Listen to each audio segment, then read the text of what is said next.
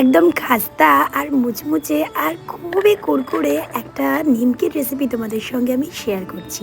কি সুন্দরভাবে ভেঙে গেল দেখলে তোমরা। চলো বানিয়ে নিই। ফার্স্টেই আমি চাল গুঁড়ো আর বেসন এই দুটো একসাথে বার করে নিলাম। এরপর কড়াইটা একটু গরম হয়ে গেলে দিয়ে দিলাম ঘি 1 চামচ। এটা আমার নিজে হাতে বানানো ঘি। এরপর দিচ্ছি জিরা মানে গোটা জিরা।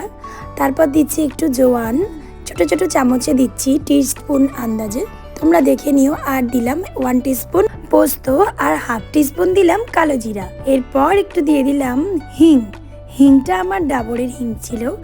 হিংটা দিতেই খুব সুন্দর স্মেল ছাড়লো। অল্প একটু হিং দিয়ে দিলাম আর দিলাম কাসৌরি মেথি। কাসৌরি মেথিটা হাতে করে একটু স্ম্যাশ করে নিয়ে আস্তে করে দিয়ে দিলাম। এগুলোকে অল্প করে একটা চামচের সাহায্যে একটু নেড়ে চেড়ে নিলাম ওই ঘিটার সাথে। একটু ভাজা ভাজা হয়ে গেলে দিয়ে দিলাম 1 কাপ আরও হাফ কাপ মানে 1.5 কাপ আন্দাজে জল। এই যে দেখো আমি দিয়ে দিচ্ছি আরও একটুখানি জল। জল দিয়ে এটা একটু ফুটতে থাকবে। আর আমি দিয়ে দিলাম লবণ, আন্দাজ মতন লবণ দিলাম। আমি বিট লবণ ব্যবহার করেছি এখানে, তোমরা চাইলে এমনি লবণও ব্যবহার করতে পারো। আর একটু ঝালের জন্য দিয়েছিলাম চিলি ফ্লেক্স। এদিকে চাল গুঁড়ো নিয়েছি দেখো 1 কাপ আরও হাফ কাপ মানে 1.5 কাপ চাল গুঁড়ো নিলাম। আর নিলাম বেসন। এটা আমি হাফ কাপের একটু কম 1/4 কাপ বেসন নিয়েছিলাম। এখানে শুধু চাল গুঁড়ো আর বেসন এই দুটোই কিন্তু ব্যবহার করা হবে। একসাথে দুটোকে ভালো করে মিক্স করে নিচ্ছি। ভালো করে না মিক্স করলে পরবর্তীতে অসুবিধা হতে পারে। এরপর এই মিক্সিংটাকে আমি কি করব, ওই যে আমার মশলার জলটা ফুটছিল কড়ায়, সেইটা একসাথে আমি দিয়ে দিলাম। এই যে দেখো আমি দিয়ে দিচ্ছি। দিয়ে এবারে একটা খুন্তির সাহায্যে এটাকে একটু নাড়াচাড়া করে নেব।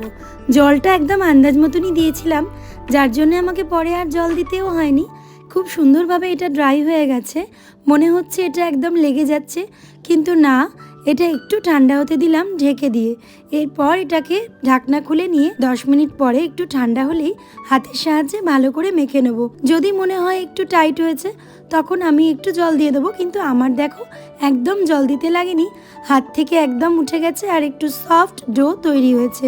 একদম নরম ডো হলে মাখা যাবে না, তাই একটু একটু শক্ত থাকবে, এইরকম আন্দাজে একটা ডো তৈরি হবে। এইভাবে মেখে নেওয়ার পর হাতে করে এইভাবে একটা মন্ড তৈরি করতে হবে। এখানে বেলুন চাকির কোনো প্রয়োজন হবে না। হাত দিয়ে এই ডোটাকে এইভাবে মেখে ভালো করে একটা দেখো রুটির মতন করে গোল করে আমি এটা বানিয়ে নিচ্ছি।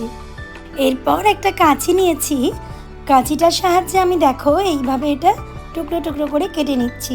একদম স্লাইস করে কেটে নিচ্ছি, খুব সুন্দর করে একই সাইজে, ঠিক যেন দেখতে মনে হচ্ছে আলু ভাজার মতন। ছুরি দিয়ে কাটছি না, জড়িয়ে যাবে বলে, তাই কাঁচির সাহায্যে কাটছি। তোমরা চাইলে ছুরি দিয়ে কেটে নিতেও পারো। একদম কাটা হয়ে গেছে, রেডি আমার নিমকি। এবার আমি এটাকে তেল গরম করে নিয়ে ভেজে নেব। তার আগে একটা পাত্রের মধ্যে আমি টিস্যু পেপার দিয়ে রেখে দিলাম, যাতে এর মধ্যে নিমকিগুলো দিলে তেলটা টেনে নেয়। আর তেলটা দেখো রিফাইন্ড অয়েল দিয়ে দিয়েছি। একটু গরম হয়েছে নাকি আমি দেখে নিলাম। সবগুলো নিমকি একে একে এবার ছেড়ে নেব। ফার্স্টেই একটা পরক করে দেখে নিলাম। এবার আমি এগুলো দিয়ে দেবো তেলের মধ্যে। অল্প অল্প করে এক একটা ব্যাচ মতন তৈরি করে দিতে হবে। ফার্স্ট ব্যাচটা ভাজা হয়ে গেলে সেকেন্ড ব্যাচটা দিতে হবে। আর একদম হালকা আঁচে ভাজতে হবে অনেকক্ষণ টাইম নিয়ে, তাহলে ভেতরটাও ভাজা হবে আর বাইরেটাও হবে। আর খেয়াল রাখতে হবে যাতে পুড়ে না যায়, তো একটু হালকা ব্রাউন ব্রাউন করেই ভাজতে হবে। সেকেন্ড ব্যাচ আমার দেওয়া শুরু হয়ে গেছে। আর এই নিমকিটা তৈরি করতে করতেই আমার ছেলেরা কিন্তু বারবার উকি ঝুঁকি মারছিল যে কতক্ষণে রেডি হবে। ওরা কিন্তু খুব খুশি হয়েছে মা এই ঘরে মুখরোচক জিনিসটা বানাচ্ছে দেখে। নিমকি ভাজা আমার অলমোস্ট ডান। আর টিস্যু পেপারগুলো ধীরে ধীরে আমি তুলে নিচ্ছি। কতটা তেল টেনেছে তোমরা তো দেখতেই পেলে। আর দেখো এখানে একটু মিষ্টির জন্য গুড় দিয়ে দিচ্ছি ওপর থেকে ছড়িয়ে। আর কতটা ক্রাঞ্চি হয়েছে এই আওয়াজটা শুনে তোমরা নিশ্চয়ই বুঝতেই পারছো। খেতে কিন্তু খুব সুন্দর হয়েছিল, একদম অন্যরকম একটা রেসিপি। আটা বা ময়দা নিমকি তো আমরা খেয়েই থাকি। এটা কিন্তু একটা এয়ারটাইট কন্টেনারে ভরে 1 মাস অবধি রেখে তোমরা খেতে পারো।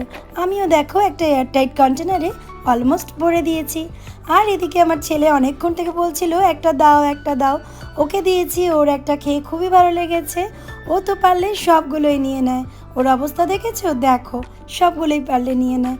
যাই হোক, আজকে নিমকি রেসিপিটা কেমন লাগলো তোমরা কিন্তু অবশ্যই জানিও।